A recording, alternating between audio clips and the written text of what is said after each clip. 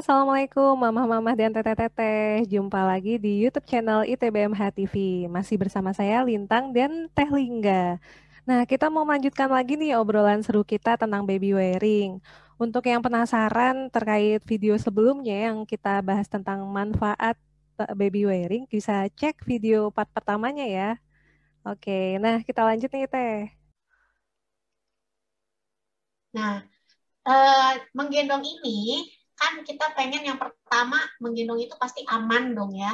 Anak kita nggak kenapa-napa di dalam gendongan gitu. Anak kita aman dan nyaman di dalam gendongan. Sementara kita juga jangan sampai ngerasa nggak nyaman juga, pegel-pegel, sakit misalnya itu juga kan menyiksa ya. Nah, dulu di tahun 1990-an itu banyak terjadi kasus eh, kasus kematian bayi di dalam gendongan. Oh. Itu sangat menyedihkan ya. Uh, Orang tua tuh pengennya gendong bayinya dengan aman gitu, dia bawa misal ke rumah sakit, tahu-tahu di rumah sakit kok udah nggak nafas ini anak gitu. Itu tahun 2000-an kemarin juga terjadi di Australia. Jadi setelah itu dikeluarkanlah yang namanya panduan agar anak bisa aman dan nyaman di dalam gendongan, yaitu kalau pernah dengar TICKS, TICS. Kita mau menggendong pakai alat bantu apapun, bahkan sama tangan ya, nggak pakai alat bantu pun, pakai tangan, pakai alat bantu, gendongan gitu, atau mau gendongnya nyamping, tiduran ke atas gitu, TICS ini harus dipenuhi. Yang T yang pertama adalah tight, erat. Jadi kalau misalnya kita gendong anak itu harus erat, seperti halnya kita memeluk anak kita. Jadi kalau misalnya kita goyang ke kanan ke kiri, anak kita nggak ikutan terpelanting gitu kan. Tapi dia nempel ke tubuh kita. Nggak ada ruang antara tubuh kita dan tubuh anak. Kayak gini. Kayak benar-benar kita ngegendong kayak gini. Nggak ada ruang antara tubuh kita sama tubuh anak nanti kegendongannya pun nempel. Kemudian yang I, in view at all times. Yaitu artinya kita bisa melihat wajah anak setiap waktu. Jadi wajah anak ini nggak boleh sampai ketutupan sama gendongannya, sama baju kita, sama kerudung, itu nggak boleh sama sekali. Jadi kita harus bisa selalu ngelihat wajah anak kita, apakah anaknya nyaman, apakah pernafasannya ini lancar, atau ada hambatan gitu ya. Kemudian C, close enough to kiss. Artinya apa? Posisinya ini harus cukup tinggi supaya kita bisa nyium kepalanya dengan mudah. Soalnya ada juga kan kalau misalnya tiduran kayak gini kita nyiumnya susah ya kan. Kalau mau tiduran gini ininya harus agak naik. Gini. Jadi harus bisa dicium dengan mudah. Kemudian K, keep chin of chest. Artinya terutama ini untuk bayi kecil ya yang baru lahiran gitu. Jaga agar dagu bayi ini tidak menempel ke dadanya. Kalau misalnya kita nafas kayak tempelin dagu ke dada kayak gini, nah rasanya kayak apa coba? Oh iya, susah ya. Nafasnya juga iya kan, agak nggak enak gitu. Apalagi bayi yang saluran nafasnya di sini tuh belum kuat otot-ototnya. Dia bisa sampai nggak nafas gitu, nggak bisa nafas. Itu yang banyak terjadi di kasus kematian bayi karena gendongannya itu membuat dia ngeriguk gitu ya, dagunya itu nyampe ke dadanya gini, nekuk, jadinya dia nggak bisa nafas. Kemudian yang S, supporting back, adalah kalau misalnya kita pakai gendongan, kita harus menopang, gendongan itu harus menopang sampai ke punggungnya. Ini tertopang dengan baik. Kalau misalnya newborn bolehlah maksimum sampai ke bawah kupingnya gitu ya, di sini kupingnya bawah, di sini kain gendongannya, biar si lehernya nggak terlalu kemana-mana kan, kejaga sama gendongan. Kalau dia udah bisa bisa duduk mandiri, dia suka kanan kiri, boleh, dia biasanya suka tuh anak pengen ngeluarin tangannya, boleh ketiak sini gitu. Nah, itu prinsip TICS tadi. Jadi bagaimanapun ngegendongnya, pakai gendongan apapun, TICS ini harus selalu dipenuhi saat kita ngegendong bayi. Gitu. Itu yang tadi keamanan ya. Sekarang kita beralih ke ergonominya. Cara ngegendongnya gimana nih? Oke, TICS-nya udah tercapai nih. tapi ergonomis gak ya gitu kan untuk si bayinya. Ergonomis di sini kan yang pertama kita harus mensupport, mendukung perkembangan dan pertumbuhan bayi, baik itu tulang belakangnya, baik itu si tulang panggulnya, pahanya gitu. Kemudian ngikutin bentuk tubuh alami bayinya. Dan yang ketiga harus membagi beban sama rata di tubuh penggendongnya, biar penggendongnya nyaman juga gitu. Nah, kalau misalnya yang mungkin yang sering kedengaran gitu ya, M-shape. Nah, si M-shape ini adalah posisi kaki bayi. Posisi kaki bayi di mana kedua lututnya ini sedikit lebih tinggi dibandingkan pantatnya. Jadi kalau misalnya kita gambar gitu kayak huruf M, kaki, pantat, kaki lagi gitu. Makanya disebutnya M-shape. Kenapa sih posisinya harus kayak gini? Karena bayi itu kan di dalam kandungan juga kakinya ngelipet ya, nggak lurus. Kalau lurus nanti perut kita kayak apa kaki bayi lurusnya waktu hamil. Jadi lonjong perutnya. Dia ngelipet, iya makanya kan. Dia ngelipet kayak gini, kemudian begitu lahir juga nggak serta-merta dia langsung lurus, enggak. Karena di pergelangan persendian antara tulang paha dan panggul sini, itu tuh dia bentuknya kayak mangkok, terus ada kayak bola masuk gitu. Nah, mangkoknya ini masih tulang rawan. Kalau misalnya kita lurusin, takutnya si bola dari tulang pahanya ini keluar. Yang namanya hip dysplasia. Gitu. Jadi kita harus jaga tuh biar dia tetap di dalam mangkoknya. Caranya gimana? Ya membiarkan kaki bayi sesuai dengan posisi alaminya.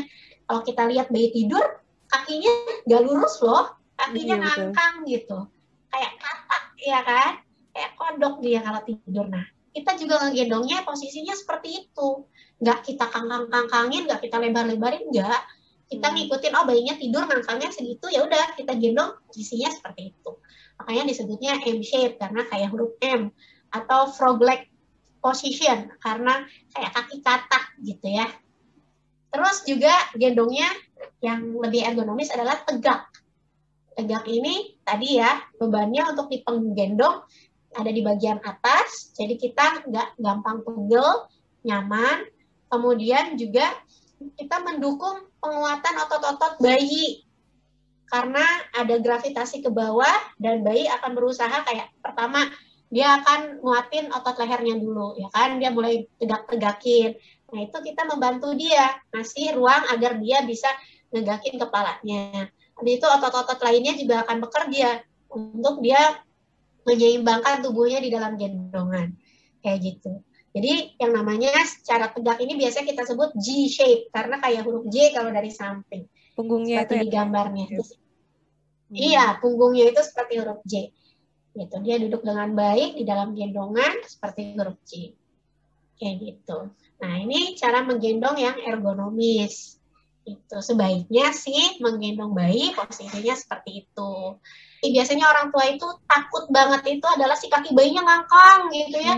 Emang boleh newborn dikangkangin kayak gitu. Nah, justru kita itu harus ngejaga tuh si persendian yang tulang paha sama panggul itu yang kayak bola dan mangkok itu sejak newborn sampai anaknya itu belajar jalan. Nanti kalau dia udah belajar jalan, si mangkok itu akan mengeras. Jadi tulang kerasnya lebih banyak dibandingkan tulang rawannya di persendian. Gitu. Dan kalau udah tulang keras, si bolanya ini relatif nggak akan geser. Dibandingkan pas awal-awal dia baru lahir. Kalau baru lahir benar-benar tuh sangat fleksibel ya, relatif fleksibel. Jadi harus kita jaga M-shape dulu dari newborn sampai ya mungkin 1 tahun, 14 bulan gitu. Saat dia belajar jalan. Tapi kesananya akan kerasanya karena nyaman, ya udahlah gendong M-shape terus, ya kan? Betul. Anaknya juga nyaman. Iya, soalnya suka banyak mitos juga kan ya Teh terkait gendongan. Oh iya masih kecil kok udah ngangkang gitu sih gendongnya gitu. Nanti kalau anaknya pas jalan jadi huruf O gimana struktur kakinya gitu. Suka banyak orang tua yang bilang gitu. Itu mitos aja. Banyak kan yang bilang, aku juga diomongin lah ya, sama orang tua ya. apa-apa gendongnya kayak gitu nanti ngangkang gitu, apalagi anak pertama aku perempuan kan, seorang perempuan nanti jalannya ngangkang gimana gitu. Enggak kok, beneran enggak kok. Anakku yang perempuan itu sekarang usianya 5 tahun, jalannya alhamdulillah normal-normal aja, dia digendong M-Shape sejak dia usia berapa bulan ya, 2-3 bulan ya, aku waktu itu kenal baby wearing gitu, dan itu nggak ada masalah, ya bayi baru belajar jalan, ya ngangkang nggak apa-apa, dia kan nyari keseimbangan ya kan, kita Oh aja iya kalau betul. berdiri kakinya ngangkang sama kakinya rapat dia lebih seimbang agak lebar kan, nah, bayi juga gitu, dia akan nyari keseimbangan dulu nih, kakinya pasti ngangkang dulu buat jalan, tapi ya lama-lama dia akan biasa, kakinya juga kan masih berkembang tuh, dia akan terbiasa menahan beban tubuhnya, akan lurus dengan sendirinya. Kecuali kalau memang punya masalah kaki O atau kaki X, yang mana itu misalnya keturunan gitu ya, atau kekurangan vitamin D misalnya. Nah, itu beda lagi kasusnya, bukan karena digendong, tapi memang kayak faktor keturunan. Gitu. Tapi memang kan kakinya bayi itu lahir, dia nggak lurus, dia itu kayak O. Ya kan? Itu dia agak-agak apa namanya? Agak-agak ngebulat gitu, kayak hampir O. Tapi abis itu kan dia terus berkembang kaki bayi itu, nggak seterusnya kayak gitu. Jadi kalau misalnya kemarin ngobrol-ngobrol sama dokter ortopedi, usia 3 tahun, kakinya belum lurus, nah itu baru kita konsultasikan sama dokter gitu. Tapi kalau misalnya di bawah 3 tahun, biasanya kakinya udah berubah. Seperti itu. Jadi itu cuma mitos aja. Oh iya benar, iya. Soalnya kan biasanya kalau di bedong juga suka dilurus-lurusin gitu ya. Saya masa ini digendong dikangkang-kangkangin. Makanya mungkin orang tua tuh, lo ini anaknya, cucunya diapain nih? Gitu, kayak gitu. Sekarang kan udah nggak boleh ya sama dokter anak. Kita kalau ngebedong itu kan fungsinya adalah ngehangetin tubuh bayinya, terus ngasih apa namanya ruang terbatas kayak di rahim gitu kan, biar bayinya tuh nggak, orang bilang kagetan gitu. Nah, tapi kakinya itu kan nggak kita lurusin lagi sekarang, kakinya kan dibiarin gitu aja, karena dokter anak juga udah tahu kan hip dysplasia itu bisa terjadi kalau kita lurus-lurusin kaki bayi gitu. Oke, Teh, benar-benar. Wah, ini banyak mitos-mitos yang terungkap ya Teh hari ini. Dan ini Teh, tadi kan di posisi M shape itu berarti si kaki itu memang kan kadang suka ada misalnya bayi kan kadang udah banyak gerak atau gimana jadi lurus gitu Teh. Jadi si apa dudukannya itu nggak lagi lebar gitu.